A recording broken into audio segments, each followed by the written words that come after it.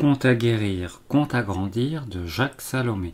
Les contes ont ce pouvoir de toucher en nous simultanément plusieurs registres, de réactiver notre inconscient, de stimuler la mémoire de nos oublis, de susciter un autre regard, une autre écoute, d'être porteur d'énergie créatrice. Il vous appartient d'en entendre le sens et les messages que vous serez prêt à accueillir. Le conte du marchand d'habits. À une époque très lointaine, dans un pays dont je ne dirai pas le nom, vivait un marchand d'habits. Celui-ci vendait des habits correspondant aux sentiments que l'on désirait avoir, aux émotions que l'on souhaitait éprouver.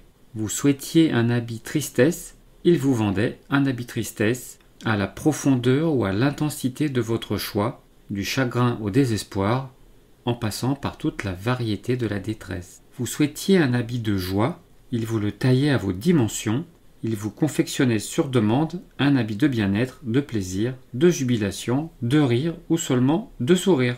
Vous souhaitiez un habit d'amour, il vous proposait un habit d'amour léger, d'amour transi, d'amour-passion ou encore d'amour-rage. Il possédait l'art incomparable de créer des habits au plus près de votre attente la plus intime. Un jour, un homme entra dans sa boutique et demanda un entretien privé. « J'ai besoin, dit-il, quand il fut seul avec le marchand, d'un habit pour un sentiment très particulier. C'est un sentiment important pour moi, je ne veux pas être aimé. » Le marchand, étonné, demanda quelques jours de réflexion avant de donner sa réponse. Un mois plus tard, le marchand fit passer un billet à l'homme pour l'inviter à découvrir l'habit qu'il avait conçu pour lui. « Cet habit, lui dit-il, vous satisfera pleinement. Dès que vous le porterez, il empêchera celui qui tente de vous aimer réellement. Vous verrez, il aura beaucoup de mal à vous aimer, et peut-être se découragera-t-il définitivement.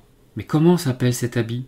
Je lui ai donné le nom de jalousie. Soyez sans crainte, j'ai tout prévu. Dès que vous le porterez, vous aurez tout de suite envie d'accuser l'autre de ne pas vous aimer assez. Vous lui reprocherez de s'intéresser à vous uniquement pour votre corps, pour votre argent, pour quelque chose que vous avez ou que vous n'avez pas. Vous aurez envie de l'agresser et vous le ferez. Dès que votre amoureux ou amoureuse montrera le plus petit intérêt pour une autre personne, reproches, accusations, critiques, dont les meilleurs sont les plus injustifiés, vous viendront spontanément à l'esprit. Vous serez surpris de votre créativité, de votre inventivité pour transformer toutes les situations de rencontre en enfer, pour vous-même et pour l'autre. Mais attention, il n'y a qu'une seule condition pour que je vous vende cet habit.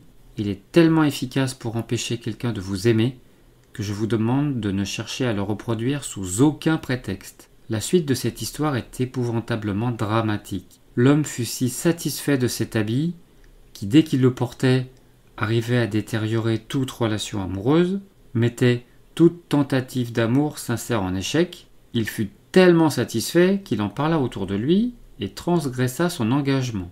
Il accepta même qu'on puisse en recopier certaines parties et l'habit jalousie se répandit rapidement sur l'ensemble de la planète.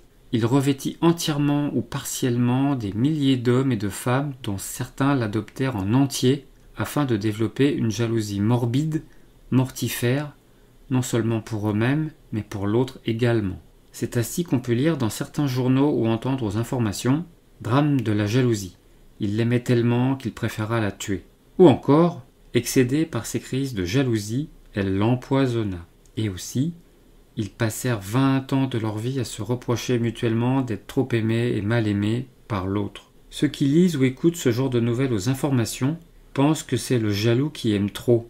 Nous qui connaissons les ravages que peuvent faire les habits de la jalousie, savons bien qu'il n'en est rien. Celui qui les porte a très peur d'être aimé, et il s'arrange même s'il n'en est pas conscient pour décourager, pour tenir à distance, pour éloigner l'amour possible d'un autre. Il m'est arrivé un jour d'être très tenté par la couleur et par la forme d'un habit de jalousie. L'effet fut immédiat. Il éloigna avec une efficacité redoutable celle qui prétendait m'aimer. J'abandonnai rapidement l'habit, trop tentateur, mais le mal était fait. Je ne la revis plus. Si un jour vous êtes tenté d'emprunter ou simplement d'essayer de mettre un habit jalousie, soyez infiniment prudent, à moins que justement l'amour ne vous fasse tellement peur qu'il vous soit nécessaire et indispensable de mettre cet habit. Nous croyons savoir aujourd'hui qu'un nombre considérable d'habits jalousie circulent de par le monde. Certains sont portés temporairement, D'autres sont endossés avec beaucoup de constance pendant des années, car ils sont quasiment inusables. Quelques-uns arrivent même à s'imprégner, à s'incruster dans la peau, et ils parviennent ainsi à étouffer petit à petit celui qui les porte. Je ne souhaite à personne un tel sort, même pas à mon pire ennemi, si jamais j'en avais eu un.